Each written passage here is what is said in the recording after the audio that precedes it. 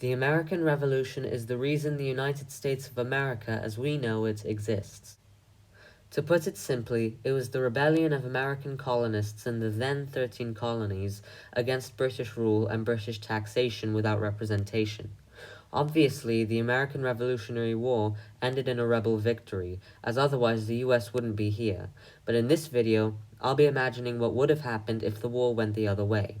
What if the British won the American Revolution and the American rebels were defeated?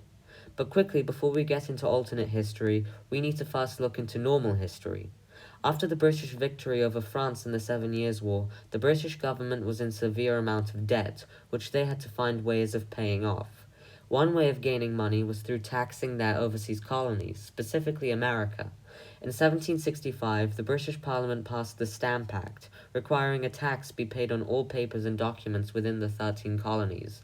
Other acts, such as the Sugar Act and the Tea Act, would follow, requiring American colonists to pay taxes on things like tea, sugar, and many more, as well as pay extra duties on them. These new taxes obviously pissed off many in America, especially since they didn't have any representation in the parliament which was carrying out legislation on them. This led to various different protests and demonstrations taking place across the colonies. In 1773, in an event that would be known as the Boston Tea Party, a British ship full of tea, which was stationed in Boston Harbor, was raided by a group of colonists dressed up as Indians, who seized the tea and threw it overboard. The British were outraged. In 1774, the Continental Congress was established in the city of Philadelphia by various different figures like George Washington, John Adams, John Jay, and many more.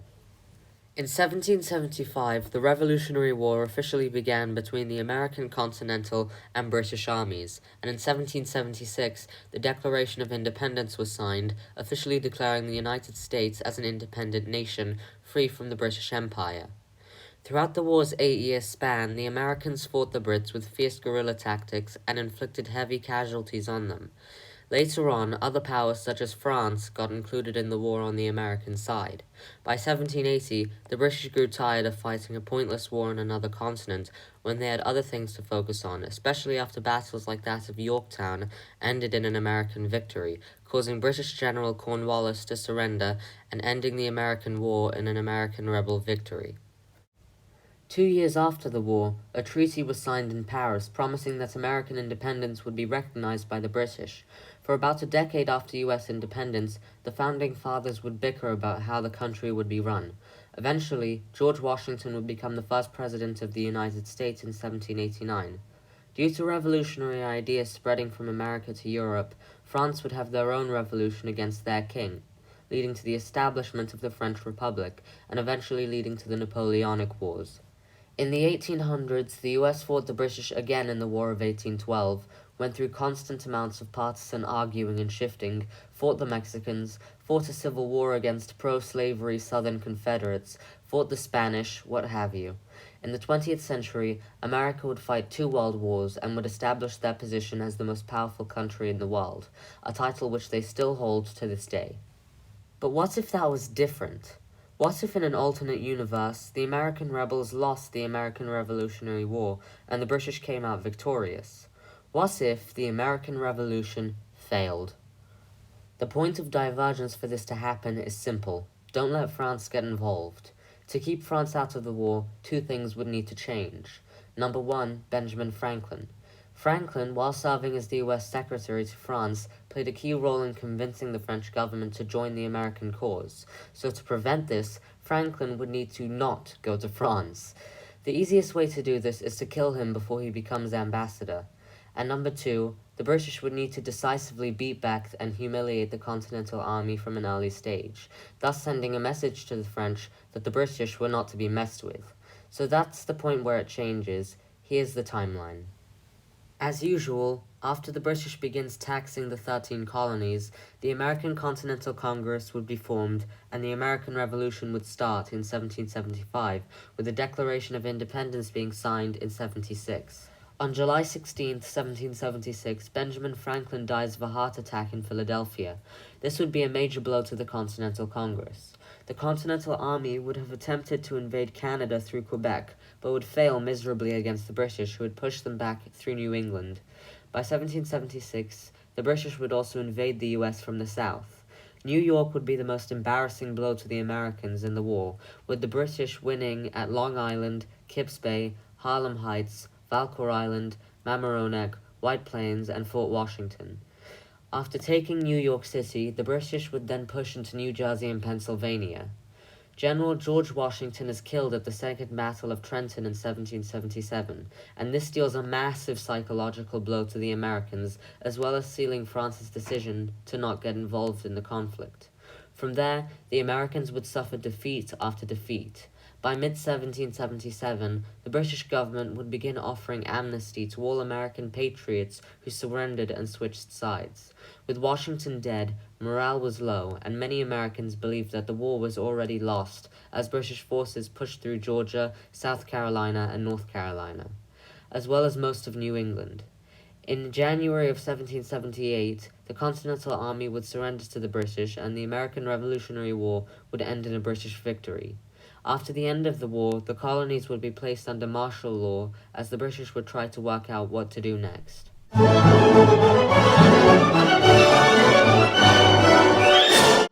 With the rebellion over, the British would have to deal with post-war America. They knew the reason the war started was due to unfair tax legislation. This issue would be solved with the British simply repealing their taxation laws, allowing free trade without duties, and giving the colonies parliamentary representation.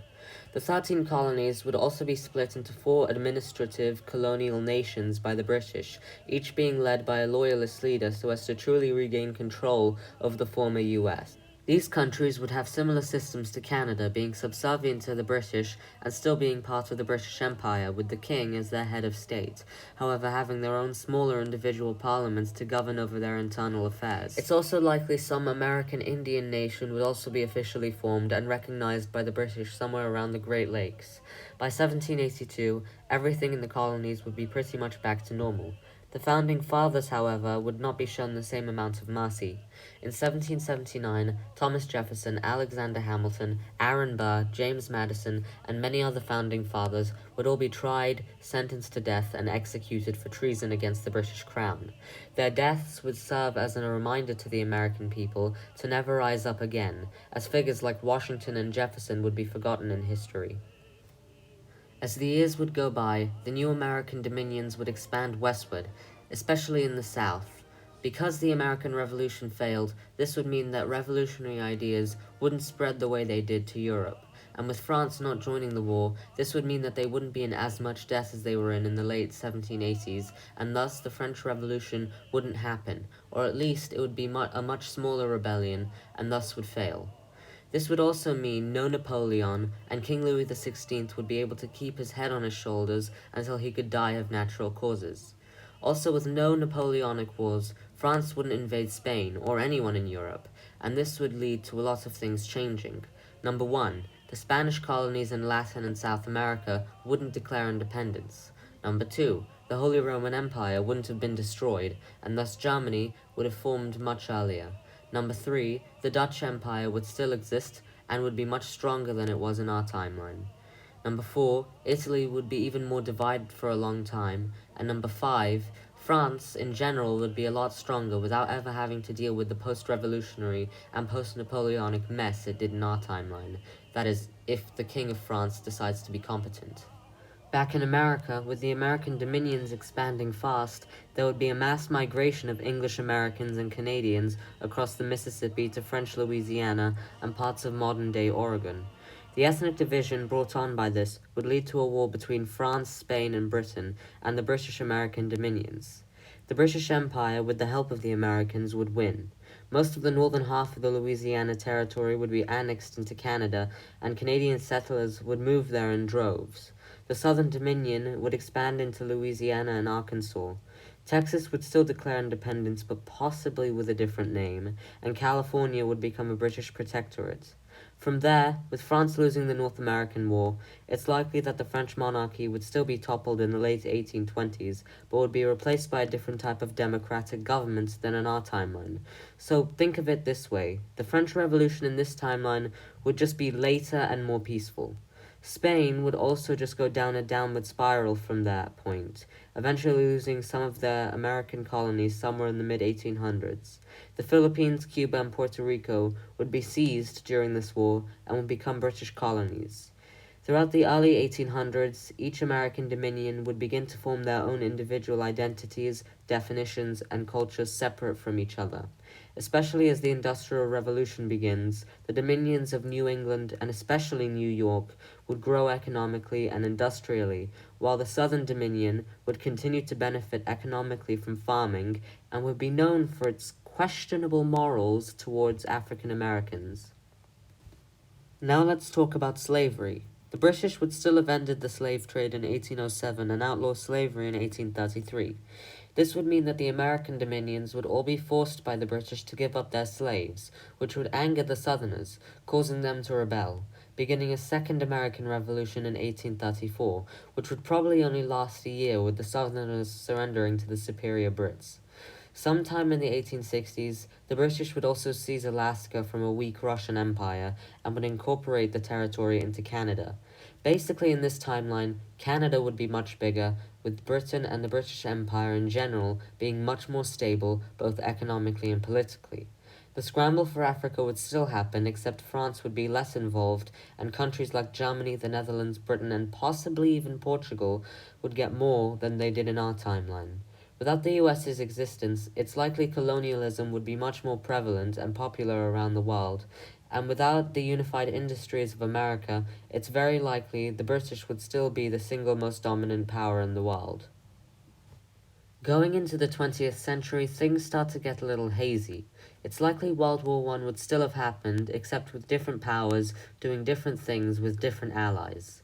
With the old anti-British French monarchy gone, it's likely something like the Entente would form between Britain and democratic France, and they would probably go against Germany or maybe even Russia. I honestly don't know, so I'm going to end the video in the early 1900s just to be on the safe side. If any of you guys can think of a way this alternate World War I and 20th century could play out, please feel free to say it in the comments.